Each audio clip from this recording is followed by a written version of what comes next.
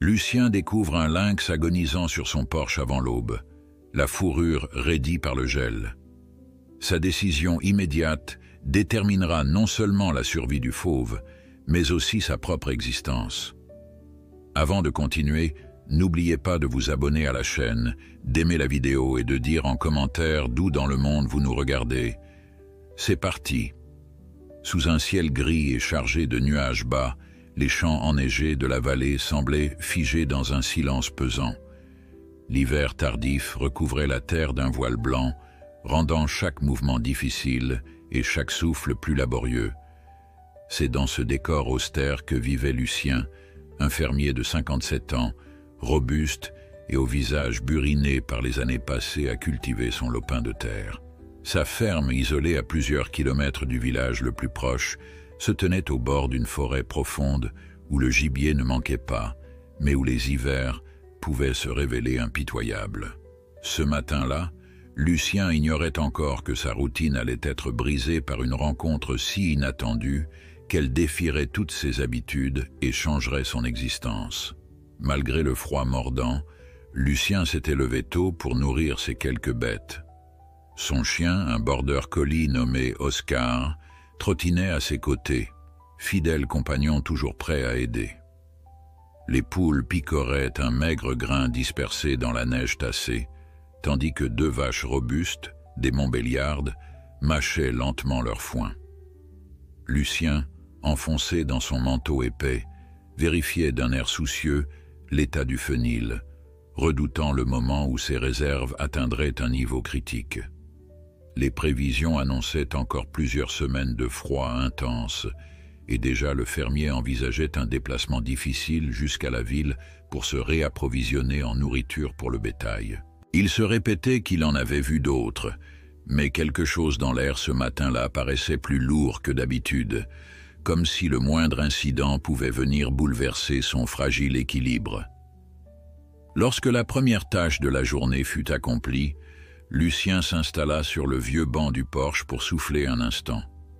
De la buée s'échappait de sa bouche, tandis qu'il contemplait la lisière du bois, où les épicéas formaient un rempart sombre contre le vent. Il songea à la présence de cervidés et de lièvres, nombreux dans cette région montagneuse, qui tentaient de survivre dans la neige épaisse. Les prédateurs aussi rôdaient. On apercevait parfois des traces de loups, et plus rarement, les empreintes plus larges d'un lynx solitaire. Lucien savait que ces félins, furtifs et élégants, s'approchaient rarement des fermes, préférant la tranquillité des forêts. Pourtant, dans une période de famine ou de blessure, il n'était pas impossible qu'un animal sauvage cherche de l'aide ou de la nourriture près des habitations humaines. Au moment où il s'apprêtait à se relever pour rentrer, Oscar se mit à gronder d'un ton sourd. Le chien, pourtant habitué aux intrus mineurs comme les renards ou les hérissons, semblait cette fois profondément alarmé. Les oreilles dressées, la queue raide, il fixait un point invisible de la neige, à quelques mètres du porche. Lucien, soudain sur ses gardes, avança avec prudence, une main posée sur l'épaule de son chien pour le calmer. Son regard se porta sur une forme indistincte, allongée dans la blancheur, à peine perceptible tant son pelage se fondait dans le décor hivernal. En s'approchant davantage, il reconnut la silhouette caractéristique d'un lynx, bien plus imposant qu'un chat sauvage, mais à cet instant, affaibli au point de ne pas réagir. Le félin respirait difficilement, le flanc se soulevant à intervalles irréguliers. Sa fourrure, parsemée de glaçons, laissait apercevoir des zones dépourvues de poils, témoignant de sa misère. Ses oreilles, ornées de pinceaux sombres, étaient plaquées en arrière, comme si toute énergie l'avait quitté. Le regard de Lucien se posa sur les côtes saillantes de l'animal. Il était manifestement affamé, sans doute en quête désespérée d'un dernier sursaut de chaleur. Malgré la crainte que pouvait inspirer un grand prédateur, le fermier sentit un élan de compassion l'envahir.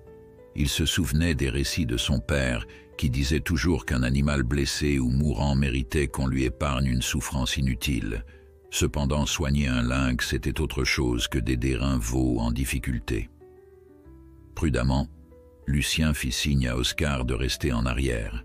Il s'avança lentement, cherchant à évaluer la gravité de la situation. Le lynx, à moitié conscient, ouvrit des yeux emplis de détresse, sans même émettre le moindre grognement.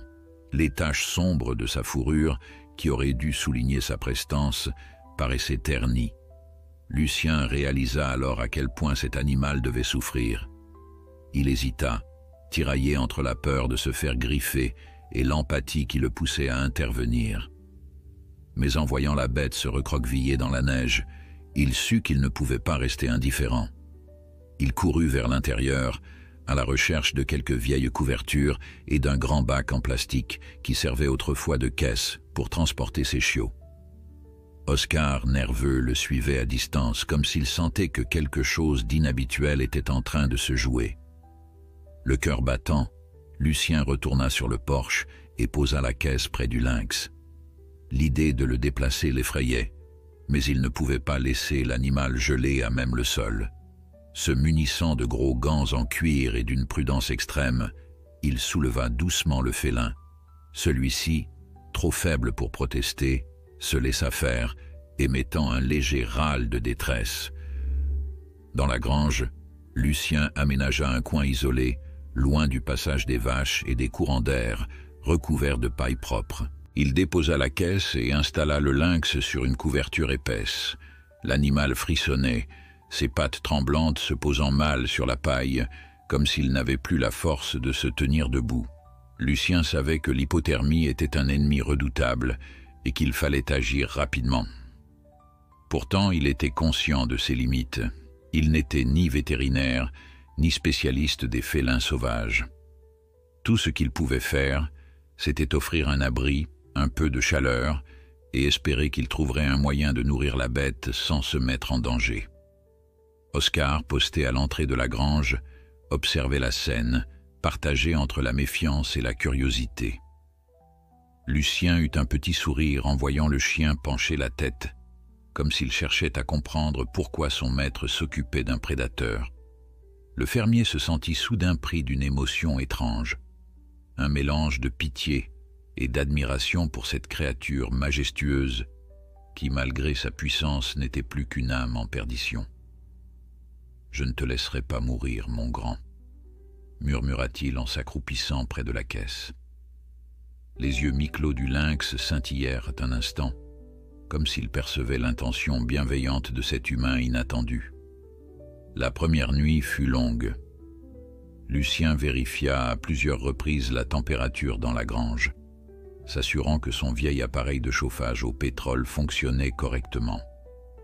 Il tenta de proposer de l'eau tiède et un bouillon léger dans une gamelle métallique, espérant que le lynx accepterait au moins quelques gorgées. À peine un filet d'eau fut-il bu. Le regard de l'animal, plein de souffrance, le hantait. Tout en se demandant s'il n'était pas en train de commettre une folie, Lucien ne pouvait s'empêcher de se dire que laisser le lynx se débrouiller seul aurait signé son arrêt de mort. Cette bête, symbole d'une nature autrefois invincible, réclamait son aide. L'homme avait beau se sentir désarmé, il refusait de l'abandonner. Au petit matin, Lucien constata avec soulagement que le lynx respirait plus régulièrement. Un léger regain de force se manifestait. L'animal relevait la tête, réagissait vaguement à la présence du fermier et de son chien. Pourtant, il restait très faible, et Lucien sut qu'il lui faudrait des jours, peut-être des semaines, avant de pouvoir retrouver une forme convenable. Durant les heures suivantes, il contacta par téléphone un centre de soins pour la faune sauvage, situé à plusieurs dizaines de kilomètres. On lui expliqua qu'il pouvait éventuellement envoyer un volontaire, mais que la route enneigée rendrait toute intervention périlleuse. Aussi incroyable que cela paraisse, le sort de ce lynx dépendait surtout des soins improvisés d'un fermier qui n'avait jamais songé à un tel sauvetage. Lucien s'était toujours considéré comme un homme simple, proche de la terre et de ses bêtes domestiques. Jamais il n'aurait imaginé qu'un jour, un lynx exténué choisirait son porche pour s'écrouler. Face à cette situation extrême, il comprit qu'il devait agir avec prudence, mais aussi avec détermination. Nourrir un grand félin n'était pas aussi simple que nourrir un chiot affamé. L'erreur était interdite, sous peine de s'exposer à une attaque potentielle lorsque l'animal recouvrerait ses forces. Pourtant, en voyant le regard confiant et presque reconnaissant de la bête, Lucien pressentait qu'une forme de lien se tissait, un contrat tacite où chacun respectait la vulnérabilité de l'autre dans cet hiver impitoyable. La neige continuait de tomber en tourbillons fins, enveloppant la ferme dans un silence feutré. Les pas de Lucien crissaient sur le sol gelé tandis qu'il apportait chaque heure un bol d'eau propre et quelques morceaux de viande qu'il laissait à proximité de la caisse sans forcer le lynx à manger. Peu à peu, la curiosité l'emportait sur la méfiance. Le félin, s'assurant de la bienveillance de cet humain, finit par laper l'eau tiède et goûter les premiers morceaux de nourriture.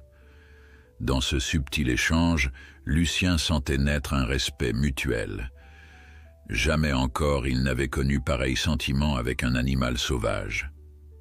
La suite de leur histoire, il le pressentait, serait tout sauf ordinaire.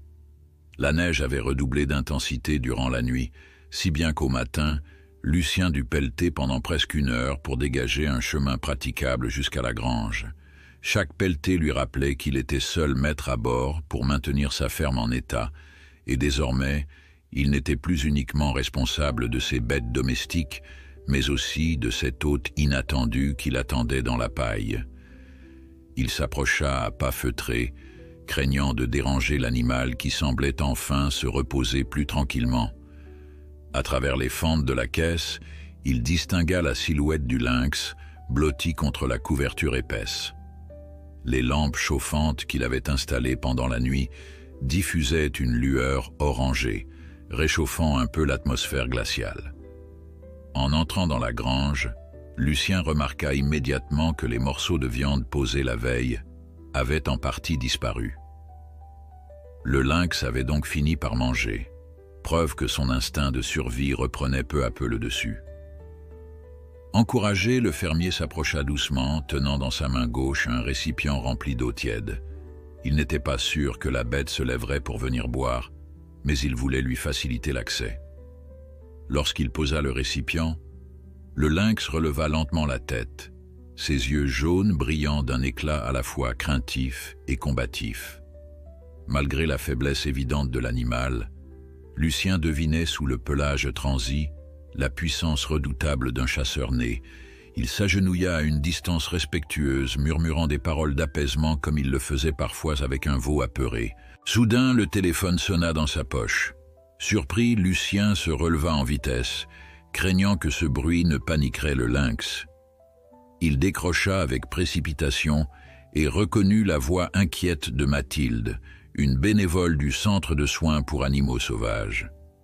Elle lui expliqua que les routes étaient presque impraticables à cause de la tempête de neige, rendant toute venue immédiate impossible. Toutefois, elle lui fournit plusieurs recommandations. Surveiller la température corporelle de l'animal, tenter de bander toute plaie éventuelle et surtout éviter toute manipulation brusque.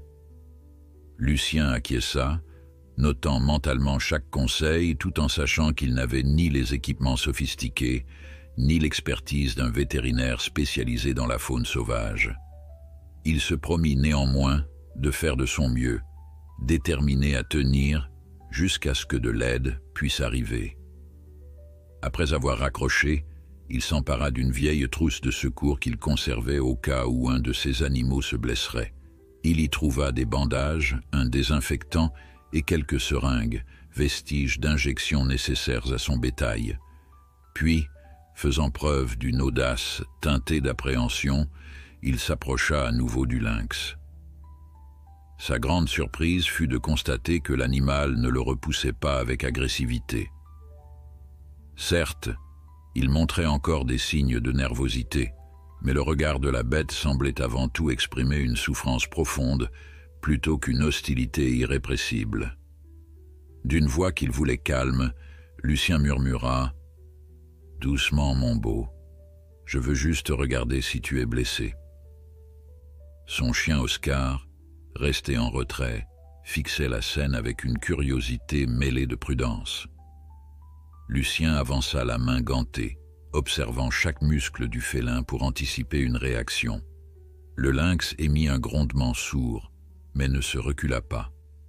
Le fermier parvint ainsi à entrevoir une petite plaie sur le flanc droit de l'animal, cicatrice récente qui semblait s'être rouverte. Peut-être était-ce le résultat d'une fuite éperdue dans la forêt ou d'une ancienne confrontation avec un rival.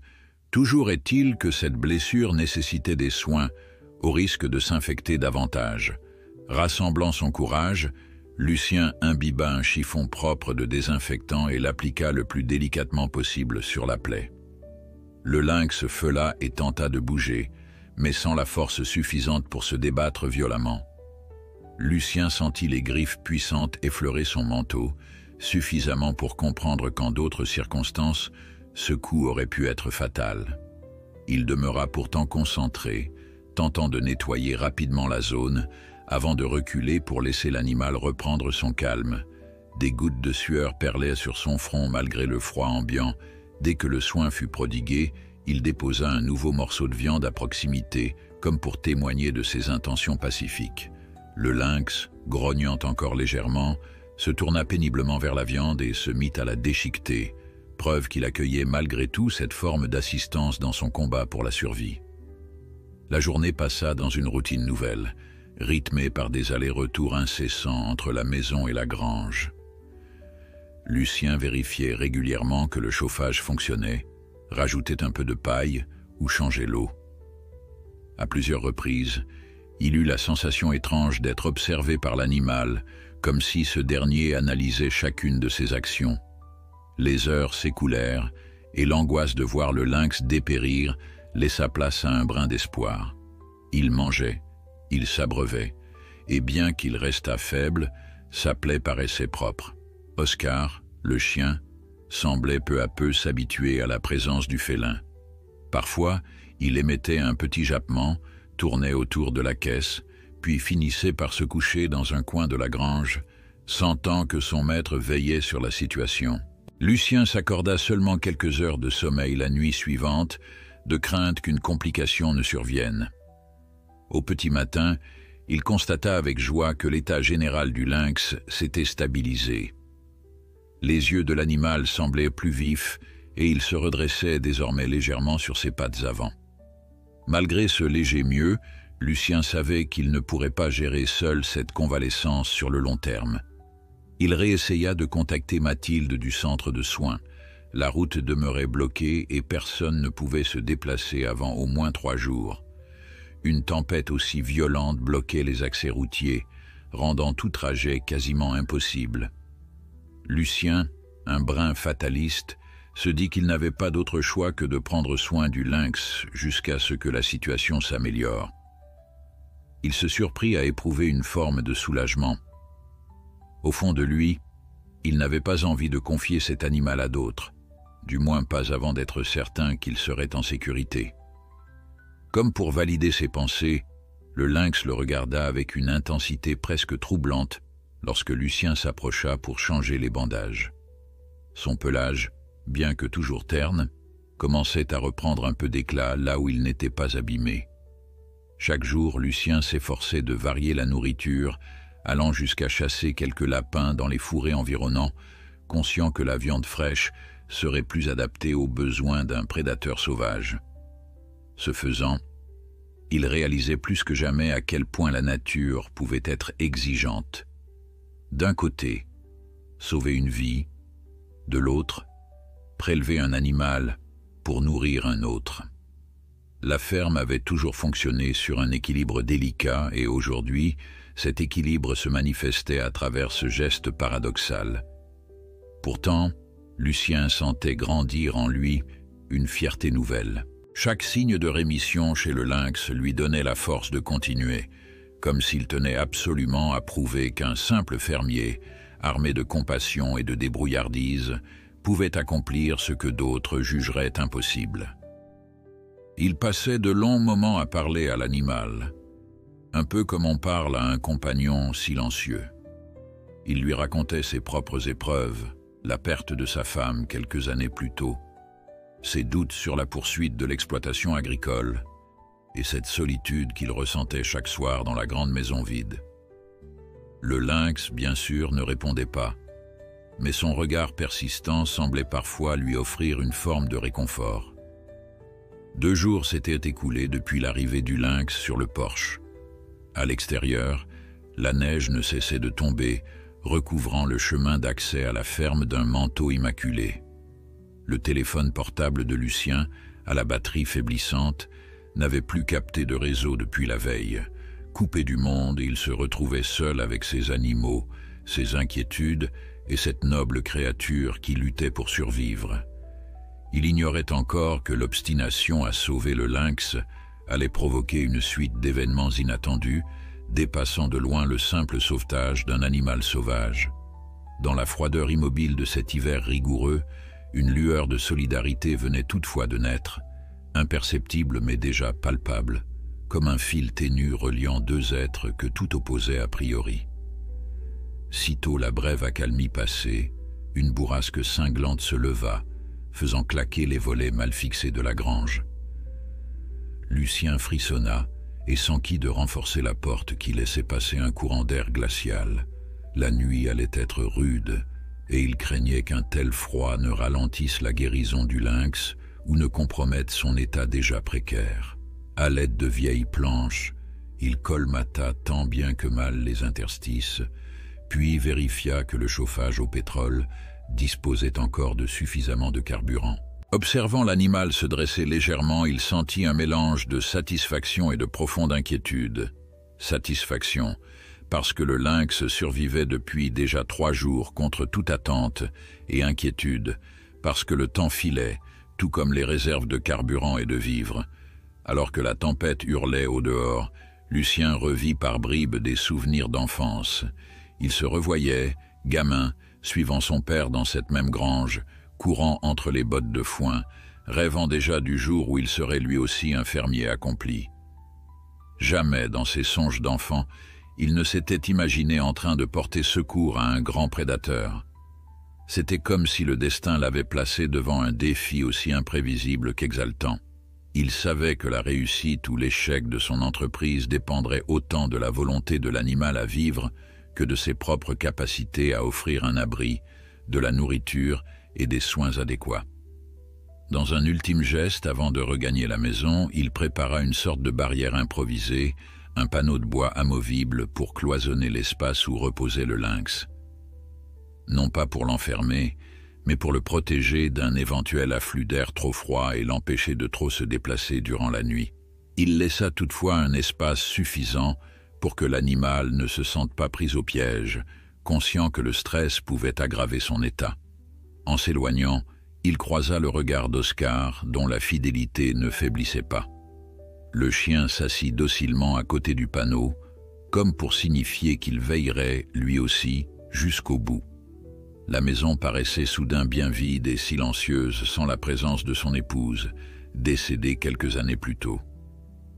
Aux longues soirées d'autrefois, passées à discuter autour d'un feu de cheminée, se substituait désormais un isolement pesant. Lucien songea un instant qu'il aurait aimé partager avec elle cette aventure improbable. Elle, qui adorait les animaux, aurait sans doute su trouver les mots justes pour calmer le lynx ou apaiser les doutes de son mari. Mais la réalité demeurait. Il était seul face à ses choix, à cette tempête, et à la vie fragile de la créature qu'il avait recueillie.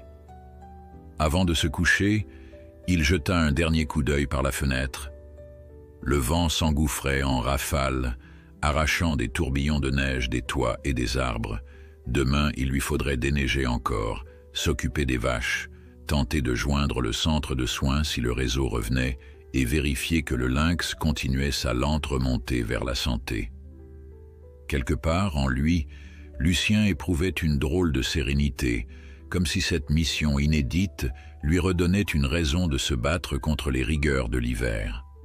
Plus que jamais, il se sentait animé par une volonté de protéger ce qu'il aimait, sa ferme, ses animaux, et maintenant ce lynx en détresse, dont la survie dépendait de chaque petit geste d'attention. La tempête fit rage toute la nuit, martelant les fenêtres et recouvrant le paysage d'une épaisse couche blanche. Lucien, épuisé par le stress et les réveils répétés, finissait à peine par s'assoupir sur son lit lorsqu'il fut tiré de son sommeil par un bruit inattendu. Une sorte de miaulement rauque, ni tout à fait menaçant, ni tout à fait amical, provenait de la grange. Le jour commençait tout juste à pointer, et déjà il devinait que la neige s'était amoncelée devant sa porte.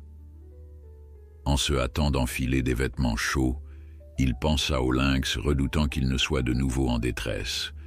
Dehors, un vent violent fouettait le visage, mais Lucien ignora le froid pour courir jusqu'à la grange. À l'intérieur, la lampe chauffante brillait toujours, diffusant une chaleur tampon face au climat hostile. Oscar, le chien, l'accueillit avec des aboiements pressants, se frottant contre ses jambes comme pour guider son regard vers l'enclos de fortune. Là, le lynx était debout pour la première fois depuis son arrivée, quoique vacillant. Son pelage était encore plaqué par l'humidité et sa masse corporelle paraissait faible, mais il tenait sur ses pattes. Lucien laissa échapper un soupir de soulagement mêlé de crainte. L'animal reprenait des forces, ce qui pouvait le rendre plus imprévisible.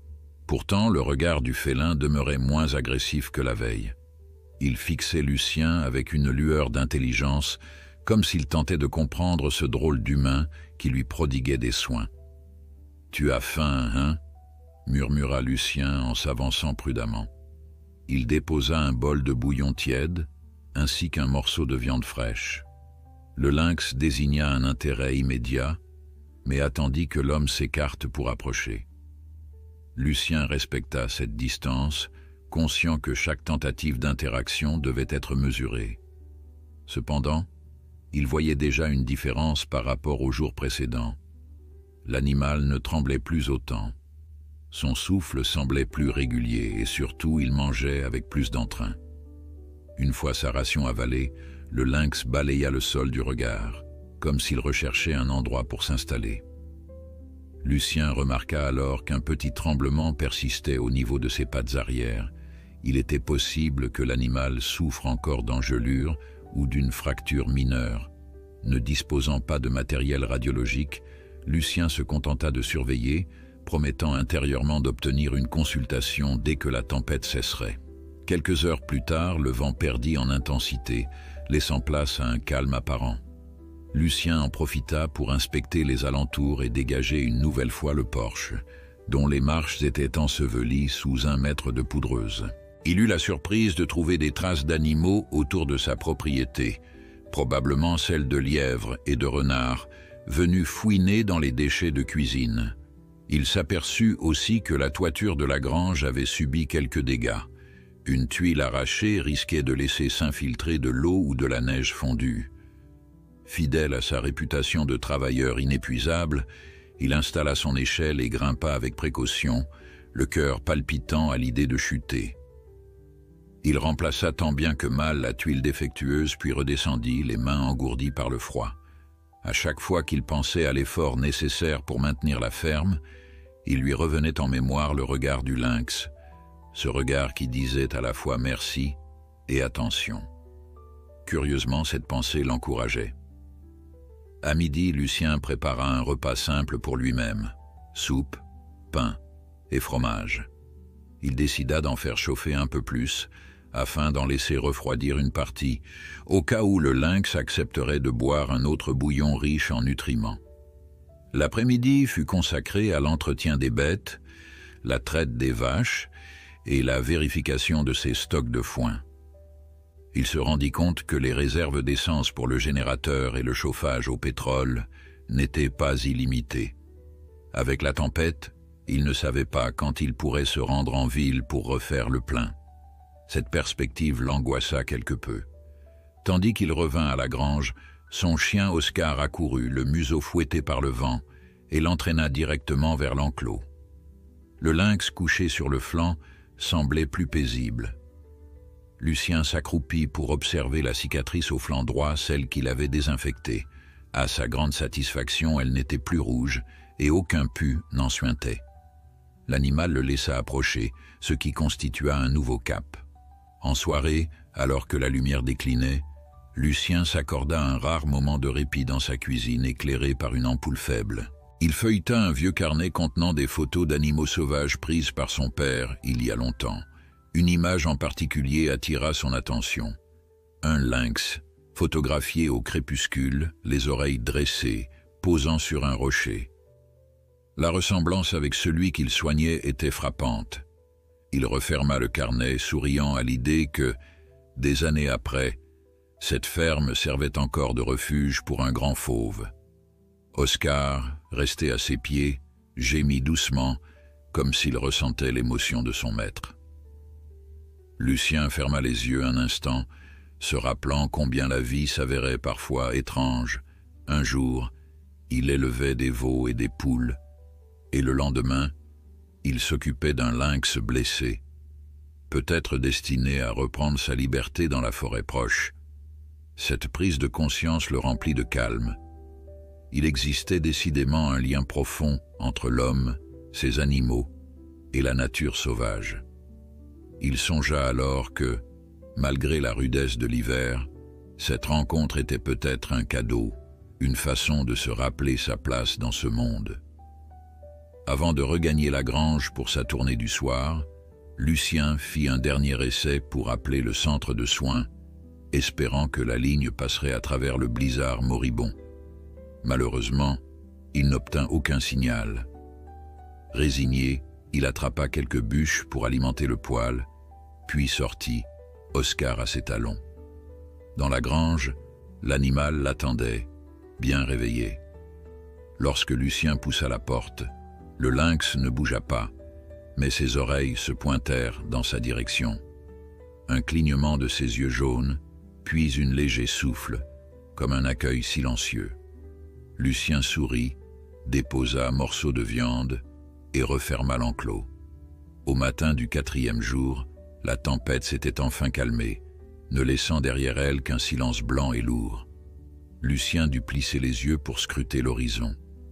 Un brouillard givrant s'élevait des champs enneigés, masquant à peine les silhouettes fantomatiques des arbres. Si l'épaisseur de la neige entravait toujours l'accès aux routes, au moins le vent s'était-il apaisé, permettant peut-être de rétablir prochainement les communications.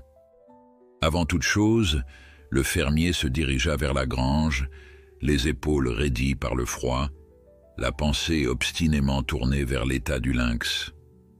En entrant, il découvrit l'animal debout, plus assuré que la veille, explorant la litière de paille d'un pas prudent. Lucien remarqua immédiatement que le félin gardait encore la patte arrière légèrement repliée, signe d'une possible douleur persistante. Malgré cela, la bête semblait notablement revigorée, et son regard vif ne laissait aucun doute quant au regain d'énergie. Oscar, posté à bonne distance, remuait la queue en guettant le moindre mouvement. D'ordinaire, le chien n'aurait jamais toléré la présence d'un prédateur sur son territoire, mais il semblait s'être habitué à ce pensionnaire bien particulier. Lucien prépara un nouveau bol de bouillon tiède additionné de quelques morceaux de viande. Il s'approcha lentement et posa la gamelle, observant la réaction du lynx. Celui-ci, les narines frémissantes, s'avança sans peur excessive, plongeant sa gueule dans la mixture. De temps à autre, il adressait au fermier un regard perçant. C'était comme si, peu à peu, un pacte tacite s'instaurait. L'humain fournissait la nourriture, la chaleur, et en échange, l'animal acceptait ses soins tout en conservant sa méfiance instinctive. Au cours de la matinée, Lucien tenta de nouveau d'appeler le centre de soins pour animaux sauvages, espérant que la fin de la tempête eût rétabli le réseau. Hélas, seul un grésillement inintelligible lui répondit.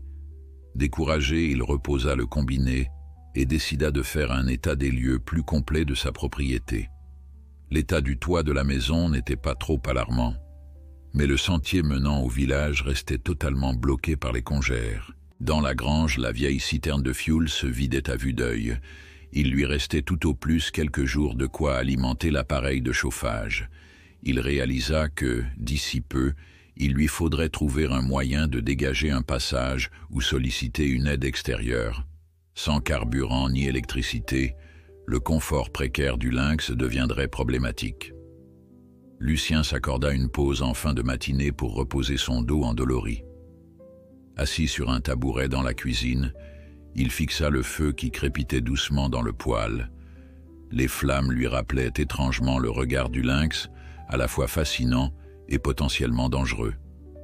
Il repensa à ses premières craintes. Un fauve affamé, acculé par l'hiver, pouvait devenir agressif. Et pourtant l'animal n'avait manifesté aucune velléité de le blesser davantage, hormis cet unique geste de défense lors du tout premier soin. Lucien en conclut qu'une forme de confiance mutuelle était en train d'éclore, marquée par une complicité fragile. Le début d'après-midi fut consacré à un chantier nécessaire, tenter de déneiger partiellement l'allée sur quelques centaines de mètres, dans l'espoir de dégager la voie pour son tracteur. Lucien s'exécuta avec un mélange de détermination et de désespoir. Pousser la neige l'épuisait, et chaque pelletée semblait dérisoire face à l'immensité blanche. Malgré tout, il persistait, conscient qu'une évacuation du lynx ou un ravitaillement devenait incontournable. Il faillit abandonner à mi-chemin, harassé, mais le souvenir du félin, penché sur sa gamelle, lui donna l'énergie de continuer. De retour à la grange, trempé de sueur malgré le froid, il constata que l'animal s'était déplacé. Le lynx ne se contentait plus de son petit enclos de paille. Il avait exploré la moitié de la grange, laissant des empreintes dans la fine couche de poussière qui recouvrait le sol. À la vue de Lucien, il s'immobilisa, le museau relevé. Le fermier songea qu'il valait mieux limiter son espace pour éviter un incident, mais il comprit aussi que le félin, retrouvant ses forces, cherchait son autonomie. Le dilemme était délicat. Trop le confiner risquait de créer du stress et des comportements défensifs, tandis que le laisser libre de ses mouvements dans la grange n'était pas sans danger pour Oscar, ou même pour lui-même. Après réflexion, Lucien eut l'idée d'aménager une zone plus vaste, mais sécurisée.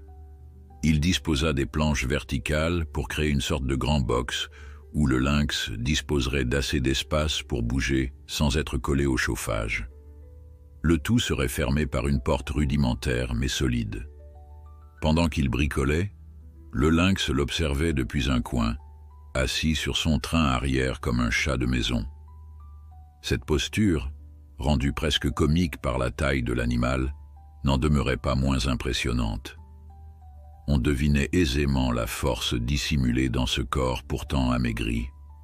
Une fois l'installation achevée, Lucien déplaça délicatement la nourriture et la couverture vers le nouvel espace. D'abord hésitant, le lynx finit par s'avancer, attiré par le fumet de la viande. Il franchit le seuil, toussant en éveil, puis se coucha près d'une botte de paille. Lucien referma la porte, laissant juste assez d'ouverture pour que l'animal puisse voir l'extérieur et recevoir la chaleur de la lampe infrarouge. Satisfait, il recula, croisa le regard d'Oscar et poussa un léger soupir. Tout cela lui prenait un temps fou, mais au moins la sécurité de chacun était mieux assurée. La soirée approchait quand Lucien entendit un bruit familier qui le fit bondir, la sonnerie intermittente du téléphone portable annonçant un bref retour de réseau. Sans hésiter, il s'empressa de composer le numéro du centre de soins. Cette fois, il eut Mathilde en ligne, la même bénévole qui lui avait donné des conseils auparavant. Leur échange fut rapide mais précis. Elle lui apprit que les routes commençaient tout juste à être dégagées, cependant l'accès jusqu'à la ferme restait compliqué. Un vétérinaire du centre espérait pouvoir se déplacer dans les 2 jours, sous réserve que la météo ne se dégrade pas de nouveau. Lucien sentit un élan de soulagement l'envahir. Cette perspective d'aide concrète le libérait d'un poids. Il décrivit en détail l'évolution du lynx, son appétit retrouvé, sa blessure qui cicatrisait lentement. Mathilde l'encouragea à continuer ses soins, tout en rappelant la prudence nécessaire face à un animal sauvage. Le soir venu, Lucien resta plus longtemps que d'ordinaire auprès du box. Il parlait à mi-voix, autant pour se rassurer lui-même que pour calmer le lynx. Il lui décrivait la vie à la ferme, la façon dont il avait hérité de ses terres après la mort de son père, et comment il s'était toujours efforcé de respecter la nature. Alors qu'il évoquait la mémoire de sa femme, le lynx releva la tête, comme s'il percevait l'émotion dans la voix de l'homme. Ses confidences paraissaient créer un pont singulier entre eux, un terrain d'entente inattendu. Pourtant, Lucien ne s'illusionnait pas. Il savait que ce grand prédateur restait au fond un être farouche. Dès lors qu'il aurait récupéré ses forces, il aspirerait probablement à regagner la forêt. Et c'était ainsi que les choses devaient être. Avant de repartir pour la maison, Lucien constata que la patte arrière du lynx saignotait légèrement. Sans doute l'animal s'était-il trop appuyé dessus. Avec précaution, il s'approcha et désinfecta une nouvelle fois la cicatrice, puis changea le bandage. Le lynx, quoique agité, ne le repoussa pas violemment. Cet acte anodin, mais si délicat, réchauffa le cœur du fermier. Tout en refermant la porte du box, il prit conscience de la confiance relative que le fauve commençait à lui accorder. C'était un équilibre fragile. Le moindre geste brusque ou la moindre négligence pouvait tout briser. Dans la nuit qui suivit, Lucien dormit d'un sommeil plus serein. Il sentait que petit à petit, la situation avançait vers une résolution. Bientôt, un professionnel viendrait examiner l'animal. Il ignorait ce que l'avenir réservait, mais l'idée de remettre le lynx sur pied, de lui offrir la chance de renouer avec sa liberté, lui procurait une fierté discrète. Peu importait qu'il doive pelleter la neige 10 fois ou économiser son fioul au maximum, il irait jusqu'au bout de ce sauvetage. Dehors, la lune voilée par le brouillard éclairait faiblement la campagne.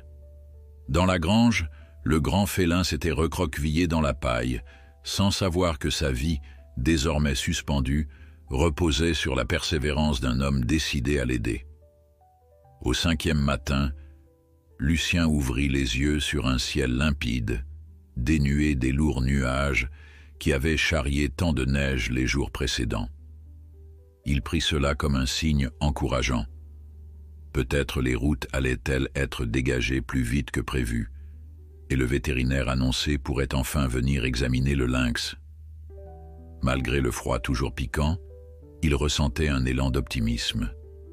Depuis l'arrivée de l'animal sur son porche, chaque nouveau rayon de soleil était comme un rappel qu'une amélioration, aussi infime fût-elle, restait possible. Après avoir enfilé ses bottes et un manteau épais, il sortit pour nourrir ses vaches et vérifier leurs abreuvoirs.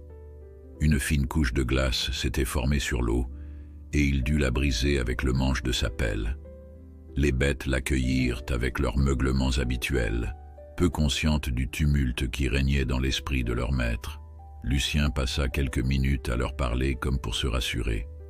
Depuis la mort de sa femme, il avait souvent trouvé un réconfort dans ces gestes routiniers qui l'ancraient à sa terre. Une fois les vaches rassasiées, il se dirigea vers la grange. Il y trouva le lynx éveillé, debout dans son box improvisé. Bien que toujours légèrement amaigri, l'animal se tenait plus fermement sur ses 4 pattes et ses oreilles étaient redressées avec vivacité. Lucien ressentit un pincement de fierté en songeant aux soins qu'il lui avait prodigués. Le félin, lui, semblait plus alerte, comme prêt à évaluer en permanence la situation. Même Oscar, pourtant méfiant au début, avait adopté une attitude presque sereine. Le chien s'approcha du box, renifla l'air et se contenta d'observer à distance, la queue en mouvement tranquille. Lucien approcha lentement, posant un morceau de viande fraîche dans une gamelle. Ensuite, il resta immobile, laissant l'animal décider de s'approcher ou non. Le lynx fixa l'homme quelques instants, puis avança d'un pas souple pour se saisir de la nourriture. Ses crocs s'enfoncèrent dans la viande, et l'on voyait déjà que son appétit grandissait. Lucien attendit patiemment qu'il finisse de manger, avant de s'agenouiller près de la barrière pour scruter la plaie au flanc. Depuis plusieurs jours, il désinfectait régulièrement cette cicatrice, mais la fourrure commençait tout juste à repousser, formant un cercle duveteux autour de la zone lésée. L'homme était loin d'être un expert. Cependant, il percevait l'évolution favorable. La plaie ne saignait plus, ne dégageait aucune odeur suspecte, et la peau retrouvait un teint plus sain. Comme la température extérieure s'était radoucie, Lucien décida de réduire un peu l'usage du chauffage au pétrole afin de préserver ses réserves. Il régla la lampe chauffante sur une intensité moindre, tout en veillant à ce qu'aucun courant d'air glacé ne traverse la grange. Le lynx pencha la tête d'un air interrogateur comme s'il sentait que quelque chose changeait dans son environnement. Lucien lui parla à voix basse, cherchant à l'apaiser. « Ne t'inquiète pas, mon grand, il fait moins froid, tu vas t'habituer. » L'animal répondit par un léger feulement, entre l'agacement et la curiosité. Jamais Lucien n'aurait cru possible d'avoir une telle conversation avec un félin sauvage, et pourtant, ce dialogue silencieux l'aidait à rester confiant dans son projet de sauvetage. Vers midi, après avoir avalé un bol de soupe, Lucien se décida à tenter de déneiger encore une portion du chemin d'accès à la ferme. Il espérait ainsi faciliter l'arrivée du vétérinaire, voire permettre lui-même un aller-retour en ville si la chance se présentait. Munissant son tracteur de la lame prévue pour le déblayage, il se mit au travail avec acharnement. La neige accumulée offrait une résistance considérable, mais il parvint à dégager une large bande sur plusieurs dizaines de mètres avant de se retrouver bloqué par un amas verglacé. Malgré ses efforts, il jugea plus sage de faire demi-tour et de consolider ce qu'il avait déjà nettoyé. Le trajet jusqu'au village serait encore long, peut-être trop long pour ses seules forces. Mais il ne comptait pas abandonner. De retour dans la cour, il coupa le moteur et jeta un coup d'œil en direction de la grange. Une silhouette élancée se profila brièvement derrière la porte. Le lynx avait réussi à se dresser sur ses pattes arrière, posant ses antérieures sur la barrière de bois. Lucien en fut presque amusé, se demandant si l'animal tentait d'évaluer son environnement ou s'il guettait simplement son retour. Il descendit du tracteur, épuisé, et prit le temps de boire quelques gorgées d'eau fraîche avant de rejoindre son protégé. Dans le box, le félin arpentait désormais l'espace de long en large. Il tressaillit légèrement en apercevant Lucien, puis s'arrêta, oreilles dressées, queue battante. Le fermier remarqua qu'il gardait toujours la patte arrière un peu raide, mais qu'il marchait tout de même avec assurance. Il se rapprocha lentement, restant prudent, tout en parlant doucement. « Alors, tu vérifies que je n'ai pas fui, c'est ça? Je suis là, t'en fais pas. » Contre toute attente, le lynx s'assit, comme apaisé par la voix. C'était un petit triomphe aux yeux de Lucien, qui réalisa que les peurs initiales, tant du côté de l'humain que de l'animal, s'estompaient au fil des jours. Dans l'après-midi, Mathilde du centre de soins réussit enfin à le joindre sur son portable. La connexion était mauvaise, mais Lucien comprit l'essentiel. Un vétérinaire expérimenté, nommé Bertrand, pouvait partir le lendemain aux premières lueurs pour tenter de rejoindre la ferme. La route demeurait partiellement bloquée. Pourtant, il essaierait d'emprunter un véhicule tout-terrain équipé de chaînes, voire même une motoneige si nécessaire. Lucien soupira de soulagement. L'aide tant attendue semblait sur le point d'arriver. Il expliqua l'emplacement approximatif de son exploitation, précisa qu'il avait déjà déblayé une partie du chemin et demanda à Bertrand de le prévenir de son avancée. Mathilde recommanda de maintenir l'animal dans des conditions stables, de ne pas risquer de le laisser s'échapper tant qu'il n'aurait pas été ausculté. Lucien hocha la tête en remerciant le ciel. Il n'aurait peut-être plus à porter seul cette responsabilité. Le soir venu, Lucien s'octroya quelques instants pour se laver et enfiler des vêtements propres. Il prépara un repas chaud, posa son assiette sur la table, puis prit conscience d'une évidence. Il avait rarement eu autant d'appétit ces dernières années. L'effort physique et mental lié au sauvetage du lynx, loin de l'user, semblait le revigorer. Il mangea lentement, savourant le moindre goût, comme si la faim de l'animal avait réveillé la sienne. Ensuite, il se dirigea vers la grange pour servir la dernière ration de la journée. Le lynx accueillit la viande avec un grondement approbateur avant de s'étirer, dévoilant une musculature plus ferme qu'avant. Lucien sourit, ravi de le voir récupérer sa prestance naturelle. Il s'apprêtait à repartir quand un bruit métallique à l'extérieur attira son attention. Aussitôt, Oscar aboya avec inquiétude. Lucien sortit précipitamment et s'aperçut qu'une tôle du hangar où il stockait le foin venait de se décrocher, probablement à cause d'un clou rouillé. La plaque pendait, heurtant la paroi dans un cliquetis sinistre. Redoutant qu'un coup de vent ne la projette sur la grange ou sur un animal, il s'empressa d'aller la refixer. Les minutes passèrent ainsi, dans le froid nocturne, avant qu'il ne revienne s'assurer que tout était en ordre. Quand il rentra chez lui, la fatigue le gagna d'un coup. Il se laissa tomber sur une chaise, posa la main sur le vieux journal resté ouvert sur la table. Les gros titres dataient de plusieurs jours, évoquant des chutes de neige exceptionnelles et des fermes isolées. Il eut une brève pensée pour ses voisins qu'il ne voyait quasiment plus. Chaque exploitation tentait de survivre au même fléau hivernal, chacun se débrouillant à sa manière. Il espérait simplement que tout un chacun trouverait l'aide nécessaire à temps. Avant d'éteindre la lumière, Lucien jeta un dernier coup d'œil à son téléphone. Pas de nouveaux messages. Il espérait que la météo demeurerait clémente le lendemain, permettant à Bertrand de se frayer un chemin jusqu'à la ferme. Puis, l'esprit encore tourné vers le lynx, il s'allongea et ferma les yeux. Dans le silence de la nuit, il se prit à imaginer l'animal, libre et fort, parcourant de nouveau la forêt voisine. Il se surprit à sourire. Au fond, il s'était attaché à ce félin qu'il ne connaissait que depuis quelques jours, et il savait que, tôt ou tard, il devrait lui rendre la pleine souveraineté de la nature. Le lendemain, dès l'aube, Lucien se leva le cœur battant, l'esprit tourné vers l'arrivée imminente du vétérinaire. Dehors, le froid demeurait mordant, mais le ciel restait clair, sans le moindre nuage menaçant. Il prit cela pour un bon présage et s'empressa d'enfiler ses bottes avant de descendre jusqu'à la grange, où le lynx l'accueillit d'un long regard intense. Le félin paraissait plus alerte que jamais.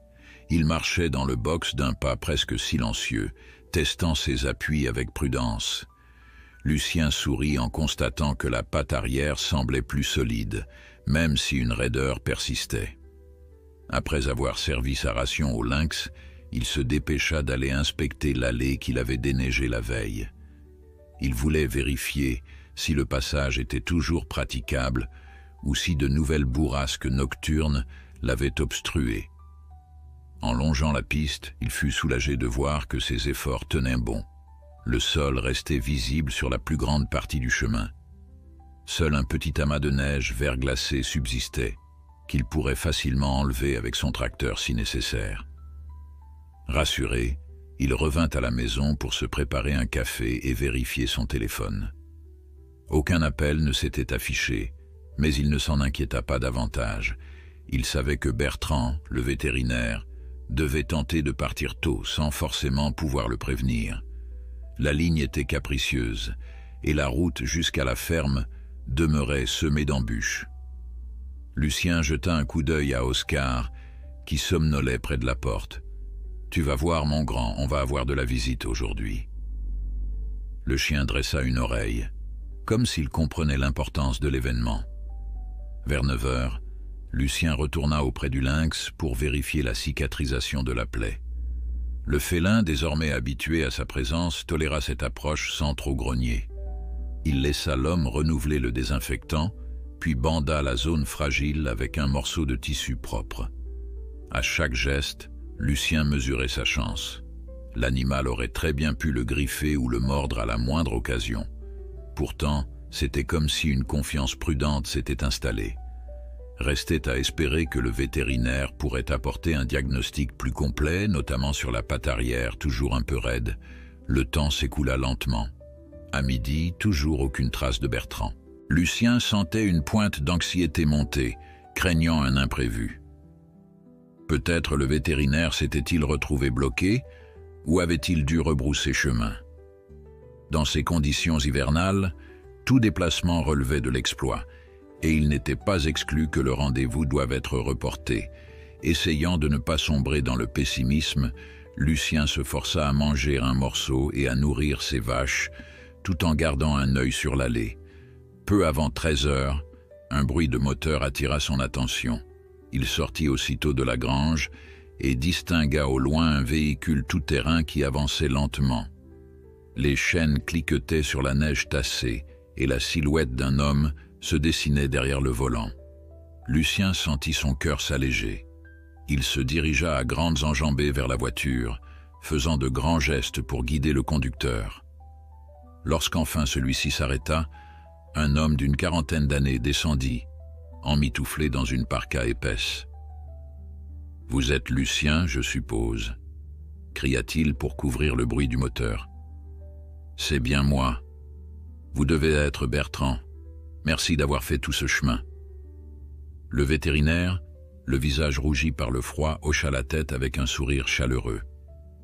Sans perdre de temps, il ouvrit le coffre et en sortit une mallette de matériel médical, ainsi qu'une trousse plus imposante contenant probablement des tranquillisants et des instruments spécifiques. Lucien l'aida à porter l'équipement jusqu'à la grange. Oscar, intrigué, aboya quelques instants, puis se ravisa devant l'assurance posée de Bertrand. À l'intérieur, le vétérinaire prit quelques secondes pour s'acclimater à la relative pénombre. Le lynx, alerté par l'agitation, s'était reculé dans un coin du box, la queue fouettant l'air avec méfiance.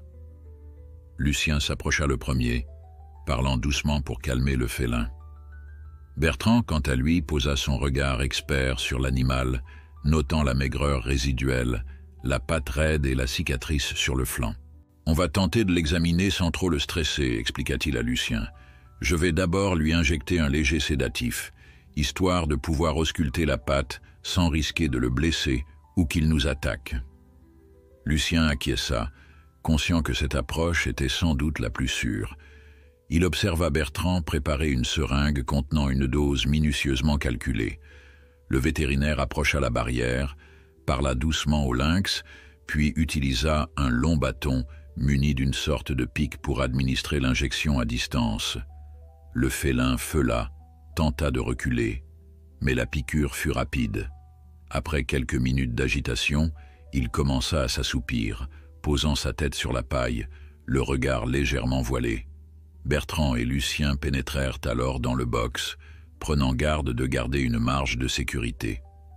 Le vétérinaire, agenouillé, ausculta délicatement la patte arrière. Il la palpa, écouta la respiration de l'animal avec son stéthoscope et examina la plaie cicatrisée. Lucien, impressionné par le professionnalisme de Bertrand, retenait son souffle. « C'est plutôt encourageant », dit finalement le vétérinaire. « Je ne détecte pas de fracture ouverte, mais il se peut qu'il y ait eu une fêlure ou une entorse sévère qui explique la raideur.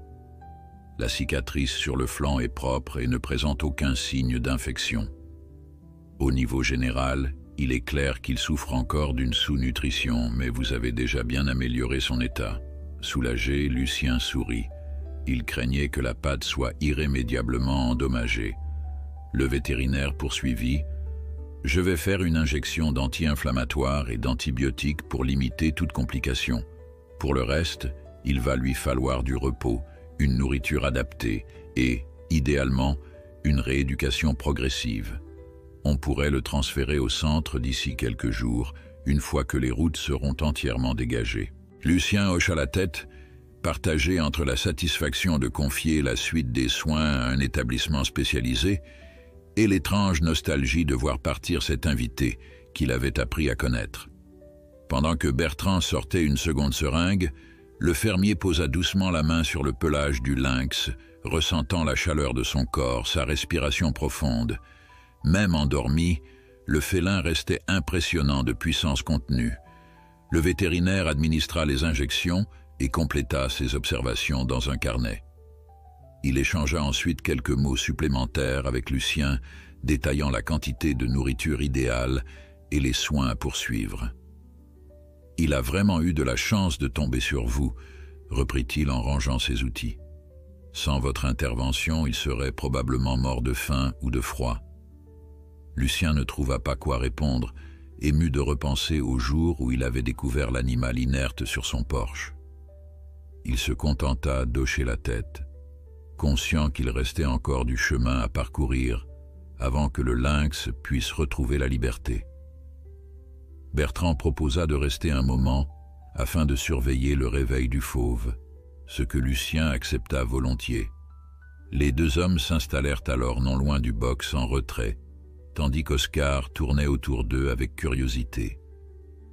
Pendant une bonne heure, ils discutèrent de la faune locale, des défis rencontrés par les animaux en hiver et des améliorations possibles dans les protocoles de sauvetage. Bertrand expliqua que les lynx restaient rares dans la région, même si on en voyait davantage depuis que certaines zones forestières avaient été mieux préservées. Lucien écoutait attentivement, ravi d'apprendre que l'espèce trouvait peu à peu sa place. Lorsque le lynx commença à remuer, ouvrant des yeux encore embués par le sédatif, Bertrand jugea qu'il pouvait repartir. Il confia au fermier un kit de soins contenant seringues, antiseptiques et cachets d'anti-inflammatoires, au cas où. Lucien le remercia vivement, le raccompagnant jusqu'à son véhicule. Dehors, le soleil tapait sur la neige, faisant scintiller le paysage d'éclats cristallins. « Je reviendrai dès que possible », conclut le vétérinaire.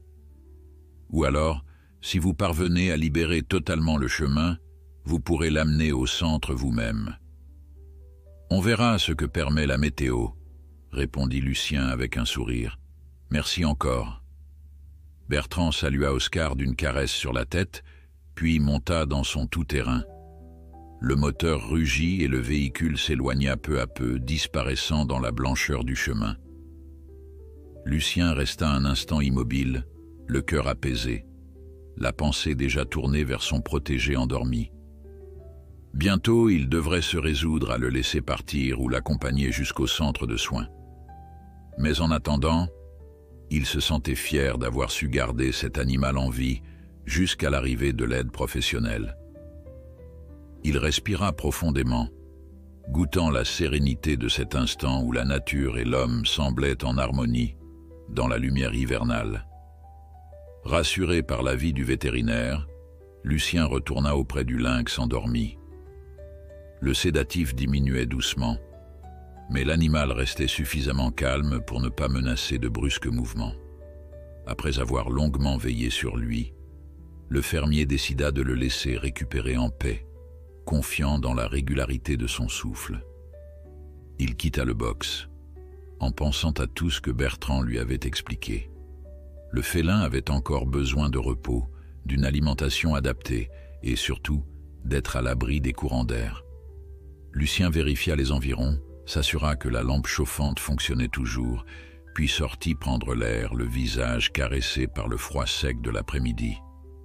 Ils étaient en février, et malgré la rudesse des conditions, Lucien commençait à sentir une imperceptible promesse de renouveau dans la luminosité du ciel.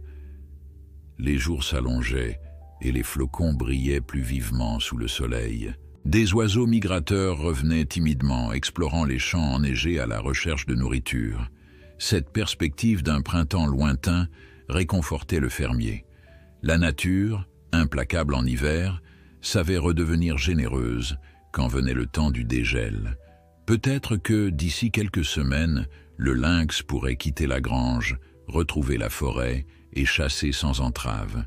L'idée de voir son protégé regagner la vie sauvage procurait à Lucien un subtil sentiment de fierté, mêlé d'une pointe de tristesse. Il se disait qu'après tant d'efforts et de moments partagés, leur lien avait dépassé la simple relation soigneur-patient, même si, au fond, ils demeuraient deux êtres liés par le hasard et la nécessité. De retour dans la maison, Lucien se força à se concentrer sur ses tâches quotidiennes. Il effectua un bref inventaire de ses réserves de fioul et constata avec soulagement qu'elles suffisaient encore pour une dizaine de jours, à condition de ne pas surchauffer. Il en profita pour appeler le centre de soins, espérant capter du réseau. Cette fois, Mathilde décrocha rapidement. Elle se réjouit d'apprendre que l'examen de Bertrand confirmait les progrès du lynx et qu'il suffirait de maintenir les soins quelques jours avant un éventuel transfert. Toutefois, elle rappela l'importance de surveiller la plaie et la patte pour éviter toute complication. Lucien promit de respecter ses consignes, tout en expliquant qu'il ne souhaitait pas précipiter le départ du fauve. La jeune femme sourit à travers la ligne, comprenant l'attachement grandissant du fermier pour son patient. « Prenez tout le temps nécessaire tant que vous vous sentez à la hauteur », conclut-elle. Plus tard, Lucien se rendit à l'étable pour traire ses vaches. L'air ambiant y était moins humide qu'avant, grâce à une meilleure ventilation. Les bêtes semblaient de bonne humeur, comme si elles pressentaient qu'une nouvelle saison se profilait. Après la traite, il transporta les seaux de lait vers son petit laboratoire improvisé, où il fabriquait des fromages frais qu'il vendait parfois au marché local. Ses gestes quotidiens le rassuraient.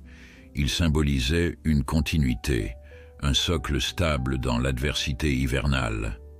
Quand il retrouva Oscar, le chien aboya pour l'avertir qu'une silhouette se dessinait dans l'allée. Un voisin, arrivé en motoneige, lui apportait du courrier et quelques provisions. Lucien accueillit cet homme avec gratitude. Ensemble, ils échangèrent des nouvelles, évoquant la route encore partiellement bloquée, l'état des bêtes et l'étonnante histoire du lynx. Le voisin, intrigué, demanda à le voir, mais Lucien refusa poliment. Il préférait limiter les visites dans la grange pour éviter de stresser inutilement l'animal. Le voisin, comprenant, n'insista pas et salua Oscar avant de s'en aller, promettant de repasser dès qu'il pourrait. Le temps s'adoucit légèrement les jours suivants. Sous l'œil vigilant de Lucien, le lynx reprit de la vigueur. Il mangeait avec davantage d'appétit, se déplaçait dans son box avec une démarche plus fluide, bien que la prudence restât de mise pour sa patte arrière. Dans l'après-midi, Lucien laissait la porte de la grange entr'ouverte afin d'aérer l'espace, prenant soin néanmoins de verrouiller le box. Il avait conscience que, si le félin tentait de s'échapper trop tôt, il risquait de se blesser dans la neige profonde ou de trop solliciter son membre encore fragile. Parfois, il lui arrivait de s'asseoir en silence devant la barrière, contemplant l'animal qui, lui aussi, l'observait sans peur. Ces moments presque méditatifs apportaient une sérénité nouvelle à Lucien. Il songeait à sa femme, se demandant ce qu'elle aurait pensé de toute cette aventure. Sans doute aurait-elle souri en lui disant que la nature rend toujours au centuple ce qu'on lui offre. Un matin, tandis qu'il s'affairait à préparer le repas pour le lynx, Lucien fut témoin d'une scène émouvante. Le félin, debout sur ses pattes arrière, étira son long corps et bâilla ostensiblement, comme un chat domestique satisfait. Cette image, si familière et pourtant si sauvage, éveilla en lui un sentiment de complicité. Il prit conscience qu'un fragile équilibre s'était instauré, où la méfiance initiale avait laissé place à un respect mutuel. Il savait cependant qu'il devrait bientôt recontacter Bertrand et Mathilde pour définir la suite.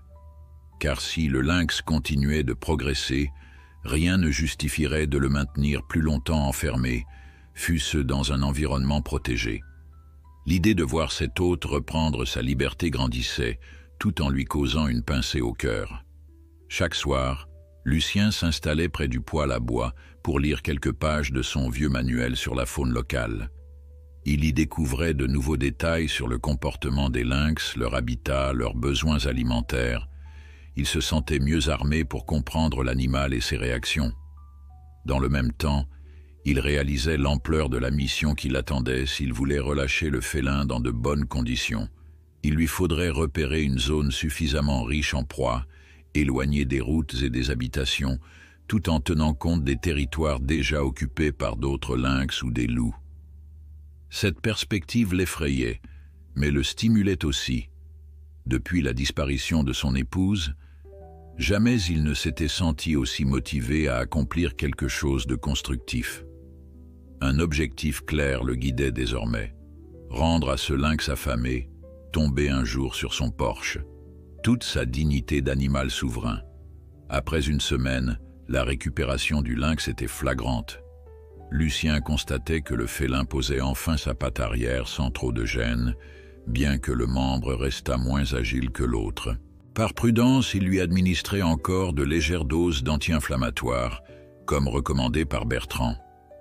Chaque fois, le lynx se raidissait à la vue de la seringue, mais il acceptait le soin, sans agressivité violente. Lucien parlait alors d'une voix basse et régulière, racontant ses activités quotidiennes. C'était un rituel étrange, où l'homme et l'animal se rapprochaient dans une intimité qu'aucun d'eux n'aurait pu anticiper.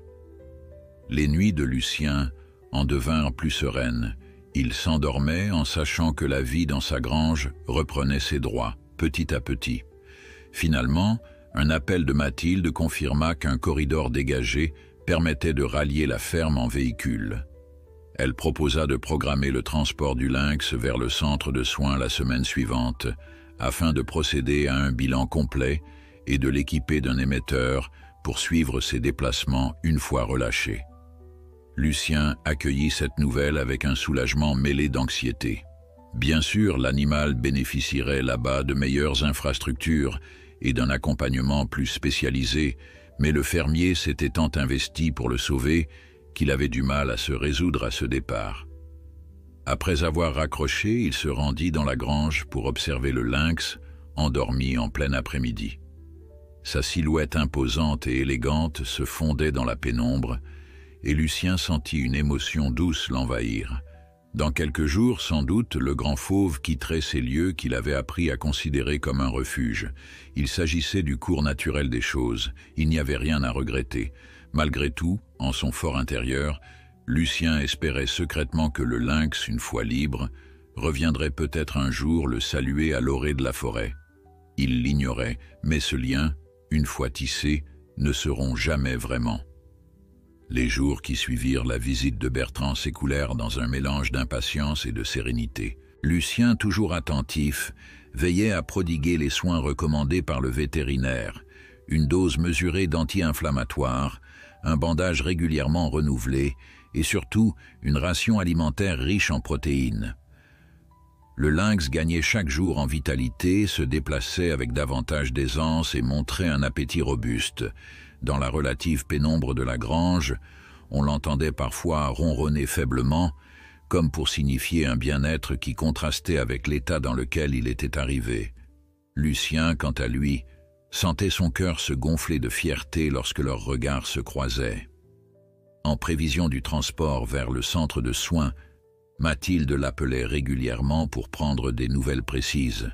Il rapportait la moindre évolution, le moindre signe de progrès ou de faiblesse. De son côté, elle organisait la logistique nécessaire pour accueillir un animal encore convalescent, espace d'isolement, matériel de radiographie et un enclos sécurisé. Lucien partageait entre l'envie de confier le lynx à des mains plus expertes et la crainte de le voir partir, se montrait parfois évasif. Néanmoins, il respectait les engagements pris et admettait que le centre disposait de moyens qu'il ne possédait pas dans sa ferme reculée. Les préparatifs se concrétisèrent lorsqu'une date fut fixée. Dans 4 jours, une équipe viendrait récupérer le lynx pour le conduire au centre. La météo annonçait une légère hausse des températures, ce qui faciliterait la circulation sur les routes secondaires.